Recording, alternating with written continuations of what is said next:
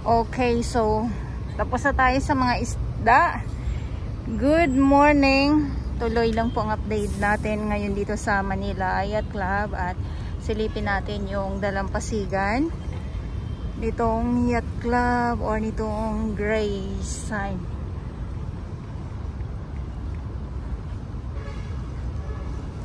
Silip muna tayo. Ayan. So ito yung mga nasa sako ay ito yung nakuha ng ating DTS Mandaragat po. So madali naman po mahakot ng truck. At yung mga kahoy, pang ano na yan, pang gatong na.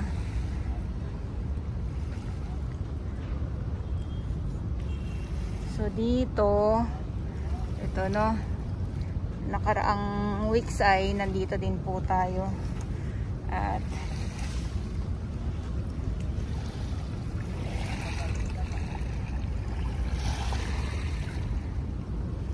grabe ang ang kalat. Hanggat maalon, hanggat malakas ang hangin, yung mga kalat na nakikita natin ay hindi po mawawala, lalo na pag may bagyo. Ayun, again oh, isda, ayun. Isda, ayan. Nagpalutang-lutang. Yan, ayan ha. Isdang ano yan? Isdang Gloria. Yung mga nakukuhanan natin, ang tawag doon ay isdang Gloria daw po yun kasi sa tabang. Yan. Halong alat at tabang. Tapos dito tayo. Mapupunta na yan dito sa sa tabi. Dito meron pa din mga nakaraang araw, meron tayong nakukuhanan. So ayan pa din. Isda pa din po yan.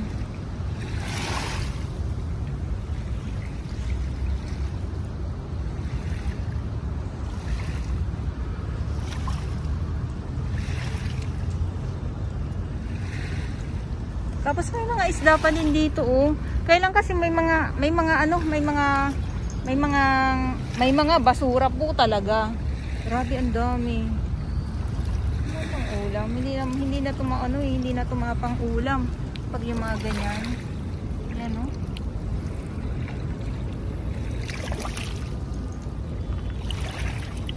Tapos yung straw skimmer, ito naman yung pangkuha ng mga basura, lalo na pag yung sobrang dami. Yan. Tapos itong Geo sorry po, hindi po yan geotextile. Yung tubo na kung sanay yan po lumalabas yung tubig na galing dito sa may drainage.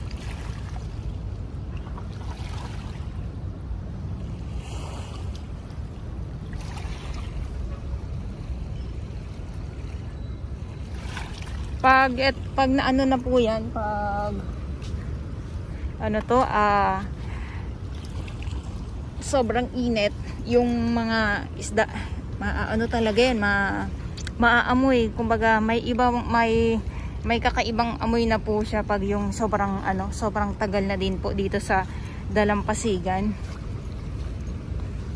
Patulad nga lang ngayon eh. So low tide, ay high tide pala, sorry naman.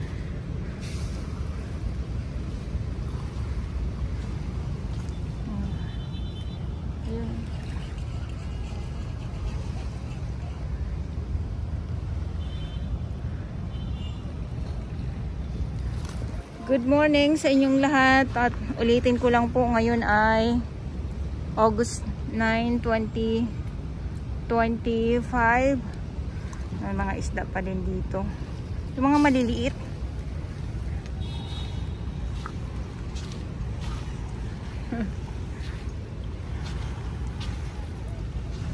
Ayan, isda pa din po. Ang lalaki ng ang lalaki ng mga isda na napapadpad dito. Yung na ano dito sa sa Dalampasigan, ayan. So ito yung mga kalat na nandito ay bago na lang din po ito kasi nakuha na yung mga kaninang anong oras na din po Maga alas 12 na din. So yung mga basura kaninang umaga nakuha na po, yun yung mga nasa sako. Ito kasi na nandito ay nadadagsa na lang din po yan ng alon. Kaya panibago muli itong mga basura na nakikita ninyo. Kaya meron naglilinis, hindi po sila nawawala. Meron po.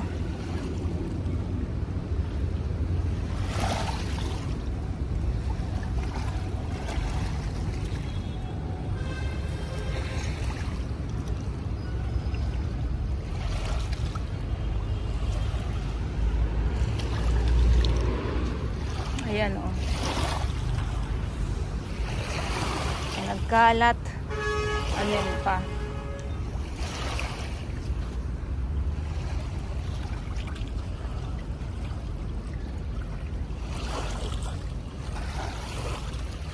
Malinaw ang tubig, kahit malinaw ang dagat, kahit na kahit na may mga kalat po tayo nakikita.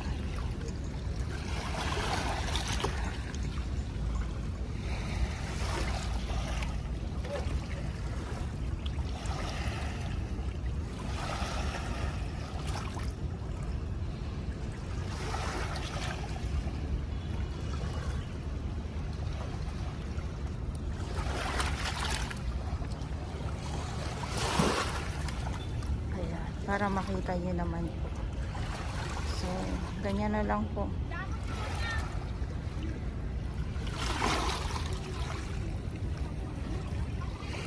Ang linaw. Malinaw. Kahit na may mostly dito na, kahit na may mga basura po or may mga plastic, kahit na may mga kalat, may nakikita tayong mga kalat, malinaw po ang dagat. Pero pag ganito na laging masamang panahon, nako, itong mga kalat na nakikita natin dito ay hindi po talaga ito mawawala.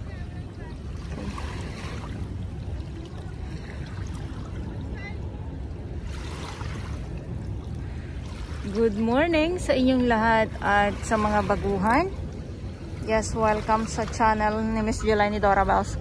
Mahalin niyo po ako ng buong buo. Yun ay hindi galing sa ilong ng Maisingaw, Garusumuan. At dito naman sa unahan, andyan po ang ating Dolomite Beach at mag-update po tayo dyan sa Dolomite.